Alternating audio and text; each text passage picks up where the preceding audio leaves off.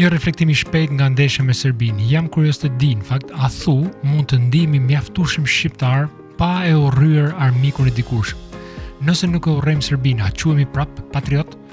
Ne kemi kaluar shumë si popull, në fakt jemi plagosur, jemi vrarë, jemi në përkëmbur dhe është e kuptueshme në fakt që dhimbja mbetet. Unë kam jetuar në Kosovë më njëherë pas luftës dhe i kam dëgjuar historitë, e kam ndjerë dhimbjen, por në të njëjtën kohë kam kuptuar një të vërtetë të madhe, se urrejtja nuk të jep forcë. Dhe duke mbajtur urrejtjen gjallë, kjo nuk të ndihmon as të ecësh përpara. Ta duash Shqipërinë nuk do të thotë të urresh Serbinë, të ushtesësh kombëtarin nuk do të thotë të brohërasësh për luftë.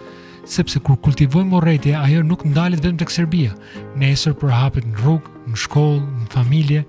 Një shprehje e lashtë thotë, mos u mund nga e keqja, por mund të keqen me të mirën. Si mendon ti?